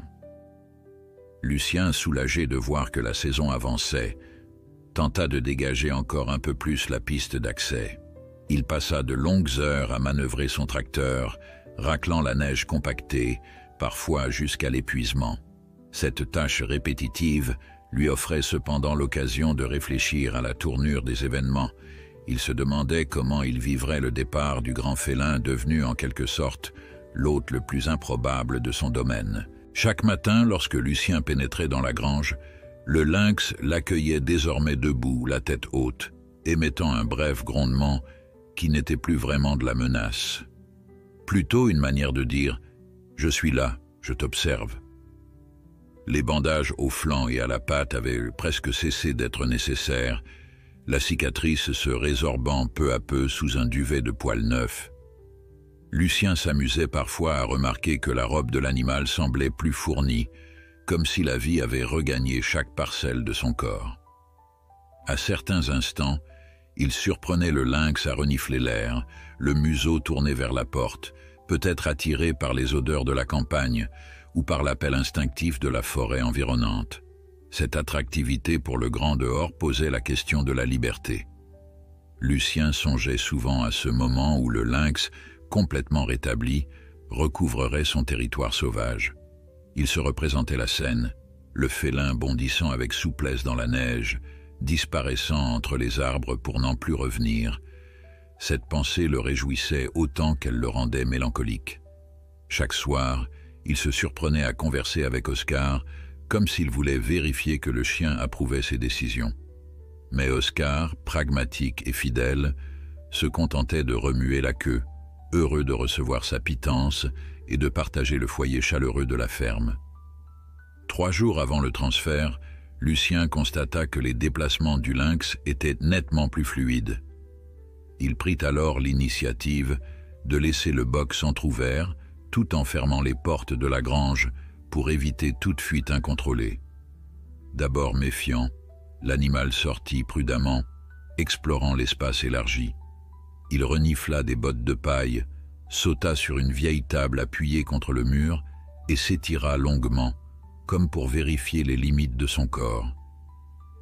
Lucien assistait à ce ballet avec émerveillement, fasciné par la grâce retrouvée du félin. Durant une bonne heure, le lynx arpenta la grange, testant chaque recoin avant de retourner s'installer de lui-même dans le box pour se reposer. Cette scène de liberté contrôlée rassura le fermier. L'animal disposait déjà d'assez de force pour circuler sans trop souffrir, même s'il restait prudent. Le lendemain, Mathilde confirma l'heure d'arrivée de l'équipe de transport. Il viendrait en tout début d'après-midi. Un véhicule équipé d'une cage spéciale et d'un matériel de contention adapté permettrait d'éviter tout risque, tant pour l'homme que pour l'animal. Lucien, l'oreille collée au téléphone, sentit un léger frisson lui parcourir l'échine. Tout était réglé, planifié, comme un départ inéluctable. Il raccrocha et soupira, conscient qu'il ne restait plus qu'un jour et quelques heures à partager avec le lynx. Pour combler le vide qui montait en lui, il s'occupa l'esprit avec 1000 détails. Vérification des clôtures, alimentation en eau des bêtes, rangement de la grange, mais rien n'y faisait. Son attention dérivait toujours vers le fauve, si calme et pourtant si proche de son départ. Le matin du transport arriva. Lucien se leva avant l'aube, le ventre noué par l'appréhension. Il enfila son manteau, prit son courage à 2 mains et se dirigea vers la grange. Sur le seuil, il trouva le lynx à demi éveillé, les yeux mi-clos, lové dans la paille. À la lumière grise de l'aube, son pelage prenait des teintes argentées, comme un écho aux neiges extérieures. Lucien se surprit à murmurer quelques paroles d'encouragement, comme s'il craignait de voir ce pensionnaire se rebeller au dernier moment. Mais le lynx, fidèle à son attitude récente, se contenta d'un bref gémissement rauque, se relevant sur ses pattes dans un geste empreint de majesté. Toute la matinée, Lucien attendit à côté de la route, scrutant l'horizon pour guetter l'arrivée du véhicule. Il avait fini de piocher la neige sur les derniers mètres, veillant à ce que la voie fût libre. Oscar, curieux, galopait autour de lui, excitant des lapins qui fuyaient vers la forêt. Le temps paraissait s'étirer, chaque minute lourde de sens. Finalement, vers midi, Lucien distingua le ronronnement d'un moteur. Un fourgon blanc apparut, un logo représentant une patte d'ours apposée sur la portière. Derrière le volant, Mathilde souriait, accompagnée d'un soigneur que Lucien ne connaissait pas encore. Le fermier leur fit signe, soulagé de mettre fin à cette attente. En descendant du véhicule, Mathilde s'empressa de saluer Lucien, puis d'ouvrir la porte arrière pour laisser apparaître une cage métallique spacieuse, munie de verrous multiples. Le soigneur, un grand type à l'air concentré, vérifia la solidité de la structure. Ensemble, ils poussèrent la cage jusqu'à la grange. Le lynx, les entendant approcher, s'était relevé, la queue fouettant l'air. Sentant l'effervescence, il recula un peu, grognant d'un ton qu'on aurait pu interpréter comme un avertissement. Lucien s'interposa doucement, parlant au félin d'une voix apaisante, lui répétant que tout irait bien. Mathilde, quant à elle, prépara un sédatif léger, suivant le même protocole que Bertrand quelques jours plus tôt. Avec prudence, ils approchèrent la cage de l'animal, laissant une ouverture juste assez large pour l'aiguillon anesthésiant. Après quelques secondes de résistance, le lynx reçut l'injection et s'immobilisa progressivement. Lucien sentit son cœur se serrer comme à chaque fois en voyant la bête vaciller. Pourtant, c'était la meilleure manière de le transporter sans risque. Le soigneur, habitué à ce genre de manœuvre, aida Mathilde à placer le félin endormi dans la cage. Tous deux s'assurèrent que la posture de l'animal ne comprimait pas ses membres. Lucien, en retrait, contemplait la scène, une vague de tristesse l'envahissant malgré la satisfaction de savoir que le lynx serait entre de bonnes mains. Une fois la cage refermée, Mathilde posa sa main sur l'épaule du fermier. « C'est grâce à vous qu'il en est là, Lucien. Sans votre ténacité, nous n'aurions probablement rien pu faire. » Le fermier acquiesça, un nœud dans la gorge. Il jeta un dernier regard à l'animal, qui respirait doucement, la tête posée sur ses pattes antérieures. Avec 1000 précautions, la cage fut hissée dans le fourgon. Oscar, intrigué, émit un léger couinement. Puis, quand le moteur démarra, Lucien fit un signe d'adieu, sous le regard complice de Mathilde. La neige crissa sous les pneus, et le fourgon s'éloigna lentement, emportant avec lui le lynx affamé devenu un survivant. Quand le fourgon disparut au loin, emportant le lynx endormi, Lucien demeura un instant immobile au milieu de la neige, le cœur serré. Il avait passé tant de jours à veiller sur cette créature sauvage qu'il avait fini par s'y attacher plus qu'il ne l'aurait cru. Oscar, le chien, vint se frotter contre sa jambe comme pour le réconforter. Le fermier posa la main sur la tête de son fidèle compagnon et soupira. Dans le silence glacé du début d'après-midi, il eut la sensation que quelque chose d'essentiel venait de s'achever. Pourtant, il savait qu'il venait au contraire de rendre possible un nouveau départ pour l'animal. Il retourna lentement vers la grange, sa silhouette projetant une ombre longue sur la neige scintillante. À l'intérieur, le box improvisé paraissait vide et silencieux. Les restes de paille, la lampe chauffante, la gamelle métallique, tous ces objets témoignaient de la présence du fauve, désormais parti. Lucien passa sa main sur la barrière de bois et ressentit une pointe d'émotion. Pendant plusieurs minutes, il resta là, immobile, se remémorant les premiers jours où le lynx, affamé et grelottant, s'était laissé approcher sans vraiment comprendre ce qui lui arrivait. Il se revit lui parler à voix basse, changer ses bandages, redouter une réaction de griffes et de crocs. À mesure que les souvenirs défilaient, il se rendit compte à quel point cette aventure l'avait transformé. Finalement, il se secoua et entreprit de ranger ce qu'il pouvait. Il éteignit la lampe chauffante, replia les couvertures, nettoya les gamelles. Sous la paille, il dénicha quelques empreintes laissées par le félin, comme une trace éphémère de son passage. Saisissant un balai, il balaya lentement le sol, le regard ailleurs, l'esprit encore rempli de l'image du lynx récupérant sa vigueur, bondissant sur le bois, explorant la grange avec cette élégance propre au grand félin. Peu à peu, il redonna à cet espace l'aspect ordinaire qu'il avait avant cette histoire, tout en sentant qu'au fond de lui, plus rien ne serait tout à fait pareil. En fin d'après-midi, il s'installa dans la cuisine, devant un bol de soupe fumante. Il mangea en silence, le regard posé sur la fenêtre givrée. Dehors, le soleil commençait à décliner, et les ombres s'allongeaient sur la neige encore épaisse.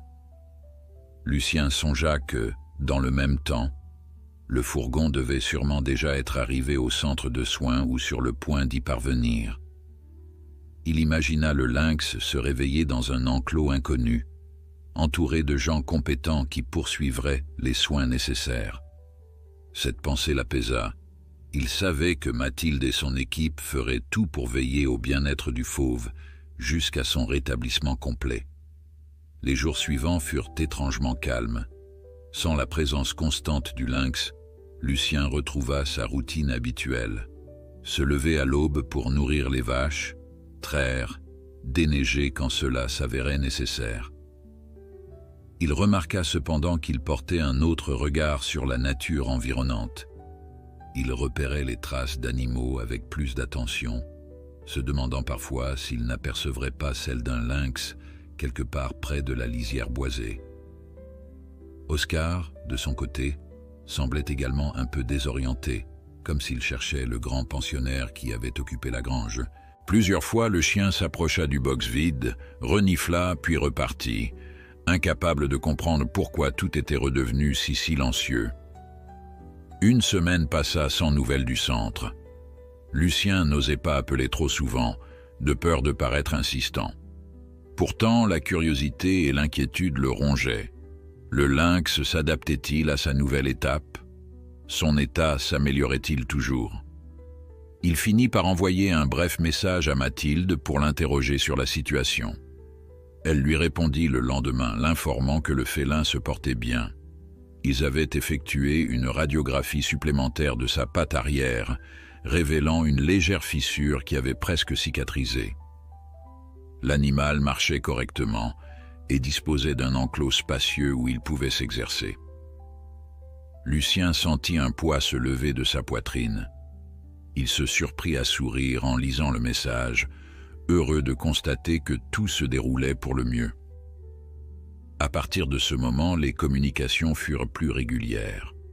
Mathilde lui envoyait des photos du lynx, désormais vacciné, observant son environnement depuis une zone de repos recouverte de paille. Sur l'une d'elles, on voyait distinctement sa cicatrice, déjà masquée par une repousse de poils clairs. Sur une autre, il semblait fixer l'objectif de ses grands yeux dorés. Il a fière allure, pensa Lucien avec un brin de nostalgie. Il retranscrivit ces quelques clichés dans son esprit, se rappelant la première fois où il avait vu l'animal recroquevillé dans la neige, à demi mort de froid et de faim. Au bout d'un mois, Mathilde l'appela pour lui annoncer une nouvelle excitante. Le centre envisageait la remise en liberté du lynx dans un secteur forestier protégé, à bonne distance de tout village, là où le gibier abondait. Avant cela, il comptait l'équiper d'un collier émetteur, afin de suivre ses déplacements et de s'assurer de son adaptation. L'examen final avait confirmé que la patte n'était plus un handicap et que le félin avait recouvré suffisamment de masse musculaire pour chasser efficacement. Lucien sentit son cœur battre plus fort à l'idée que l'animal était enfin prêt à retrouver la vie sauvage. Pourtant, à sa grande surprise, Mathilde l'invita à participer à l'opération. « Après tout, c'est vous qui l'avez sauvé. Nous serions heureux de vous compter parmi nous le jour J, si vous le souhaitez. » Le fermier, d'abord hésitant, accepta finalement l'invitation. Il se prépara mentalement à revoir son protégé, cette fois dans un contexte bien différent. Quand le grand jour arriva, il prit la route aux aurores, conduisant prudemment sur les chemins encore glissants. Au bout d'une heure, il atteignit le centre de soins, un bâtiment discret entouré d'enclos spacieux et d'arbres de haute futaie. Mathilde l'accueillit avec un sourire radieux. Elle le conduisit d'abord à l'extérieur, dans la zone réservée aux grands carnivores. À travers la clôture, Lucien aperçut aussitôt la silhouette familière du lynx, dressé sur une souche, guettant les environs. Le cœur serré, il approcha à petits pas. L'animal, qu'il entendit ou le sentit, pivota la tête dans sa direction. Pendant quelques secondes, leurs regards se croisèrent, et Lucien eut l'impression que le temps se suspendait. Reconnaissance mutuelle. Peut-être. Il n'osait croire que le lynx se souvenait vraiment de lui, et pourtant, Le félin ne feula pas, ne se cacha pas. Ses oreilles, ornées des touffes noires caractéristiques, se dressaient à peine, signe qu'il ne ressentait pas de menace immédiate. Lucien sentit une vague d'émotion l'envahir. Il murmura quelques mots, comme s'il se trouvait à nouveau dans sa grange, et le lynx inclina la tête, presque imperceptiblement. L'équipe du centre lui expliqua le déroulement de la réintroduction.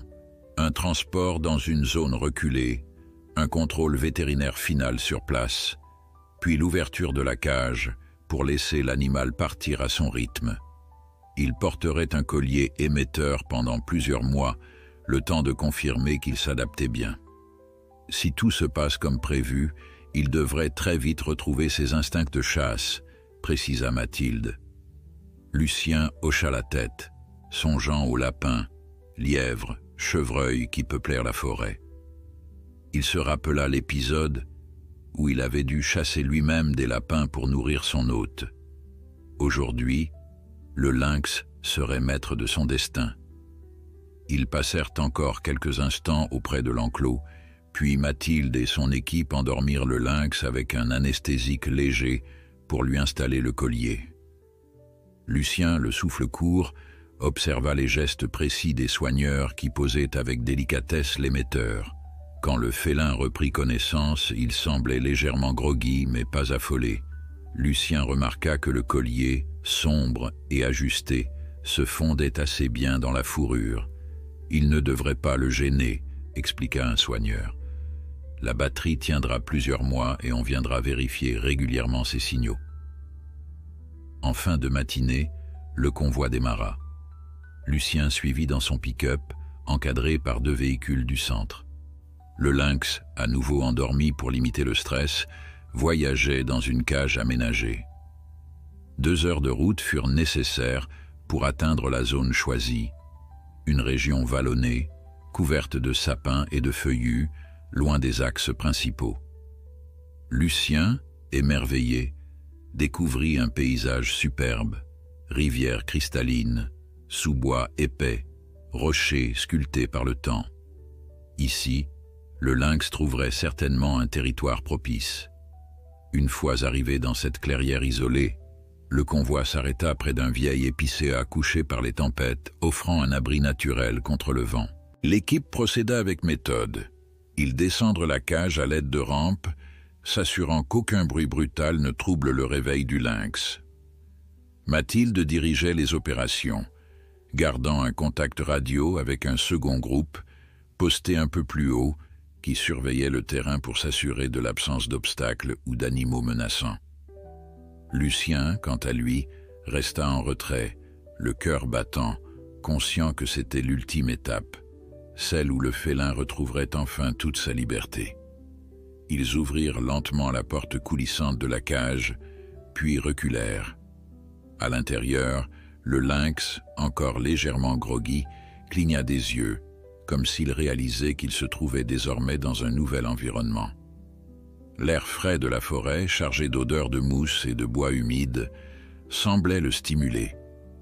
Petit à petit, il se redressa, posant prudemment ses pattes sur le sol. Sa patte arrière, autrefois si fragile, assurait à présent un appui solide. Lucien sentit une vive émotion l'envahir en voyant l'animal se tenir là, debout et fier, malgré la fatigue de l'anesthésie. Le lynx fit un pas, puis un deuxième, le museau relevé pour humer l'air. Ses oreilles s'orientèrent vers le bruissement des feuillages, et d'un mouvement souple, il sortit de la cage. Pendant un court instant, il resta immobile, jaugeant l'espace autour de lui. Les soignants retinrent leur souffle, respectant une distance de sécurité pour ne pas l'effaroucher.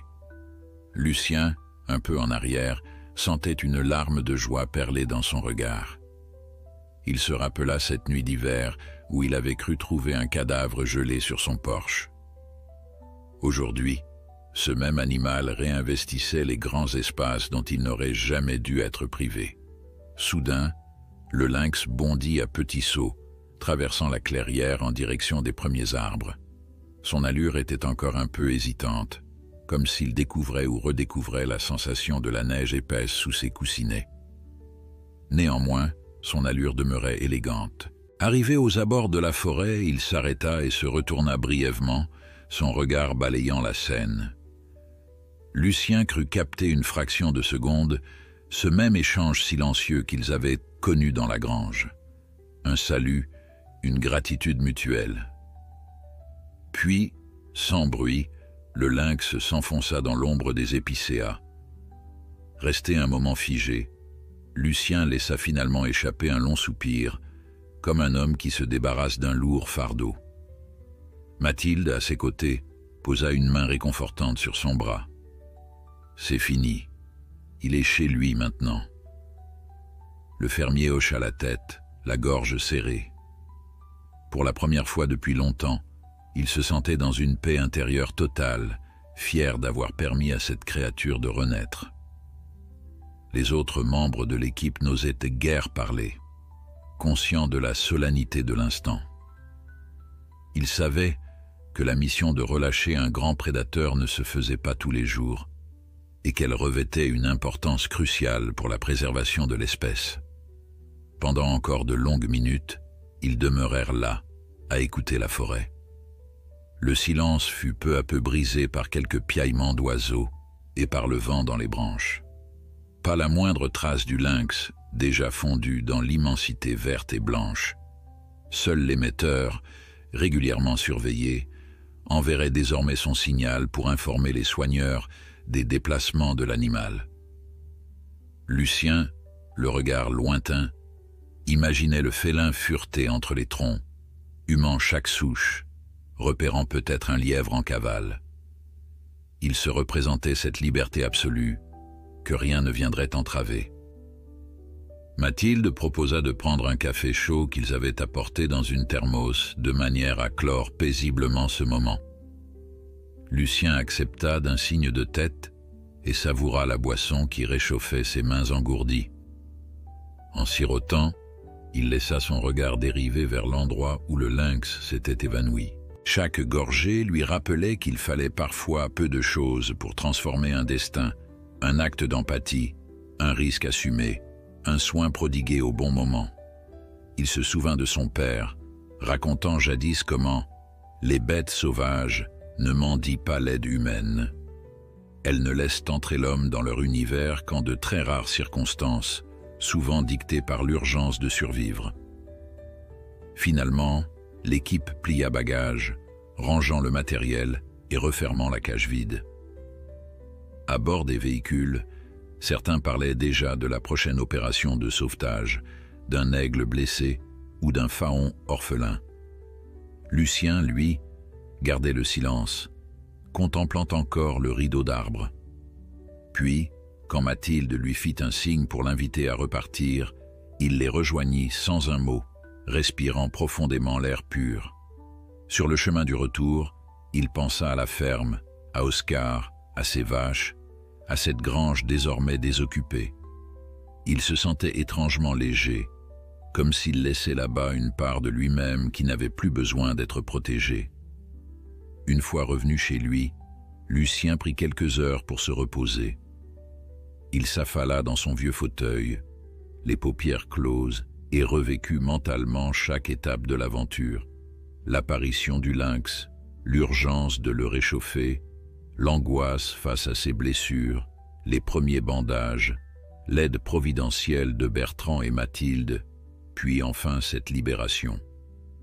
C'était comme un film intérieur dont il connaissait par cœur toutes les scènes, mais qu'il contemplait à présent avec du recul. Un sourire flottait sur ses lèvres lorsqu'il s'endormit, bercé par une satisfaction rare, celle d'avoir agi en accord avec ses valeurs profondes.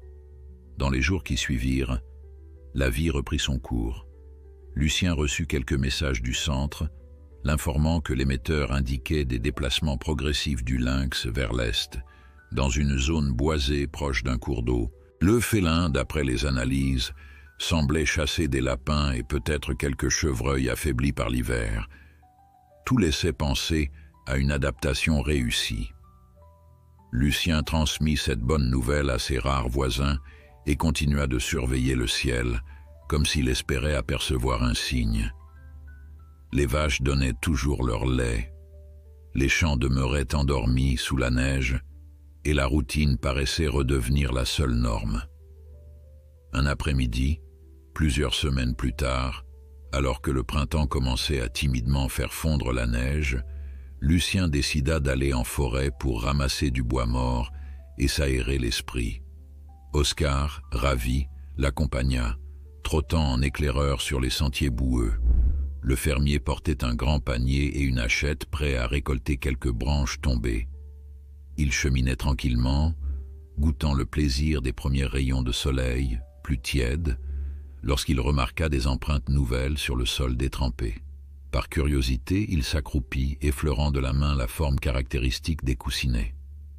Certes, la trace était partiellement effacée, mais il aurait juré qu'elle appartenait à un lynx. Une poussée d'émotion le traversa et il leva les yeux vers Oscar, qui renifla l'endroit en frémissant. Impossible de savoir s'il s'agit de lui ou non, songea Lucien en se relevant. Les montagnes pouvaient accueillir plusieurs félins, et la chance de retrouver le même relevait de l'exploit. Pourtant, rien n'empêchait d'espérer. Avec un petit rire, il caressa la tête d'Oscar et reprit sa marche, en se disant qu'au fond, l'essentiel était que le lynx, ou tout lynx croisant son chemin, ait devant lui un monde à explorer.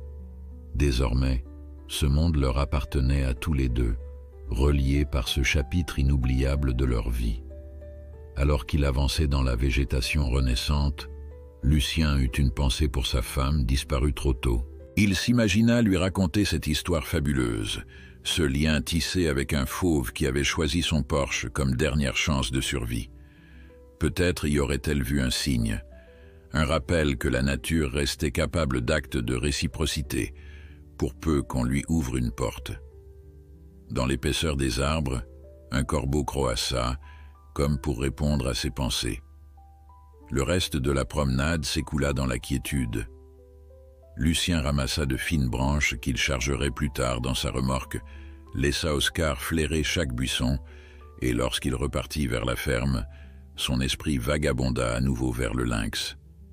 Il se dit qu'un jour, si le hasard s'y prêtait, leurs chemins se croiseraient à nouveau, peut-être à la tombée du jour, dans un coin discret de la forêt. Il ne forcerait pas cette rencontre, conscient que la vraie nature de l'animal n'était pas de se montrer. Pourtant, au fond de son cœur, l'espoir persistait, comme un fil invisible reliant deux destinées qui s'étaient sauvées l'une l'autre. Car c'était cela, au fond.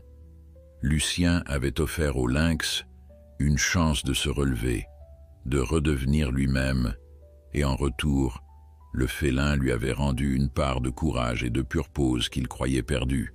Cette leçon de solidarité dans le froid de l'hiver, plus forte que la peur, restera gravée dans la mémoire du fermier. Et chaque aurore, se levant sur la vallée, porterait l'écho d'un râle de lynx, résonnant au loin comme un appel à la liberté. Le cycle de la vie, immuable, continuait sa course, et Lucien se tenait désormais à sa juste place, celle d'un homme humble qui un jour avait choisi de sauver un lynx affamé et par ce geste s'était sauvé un peu lui-même.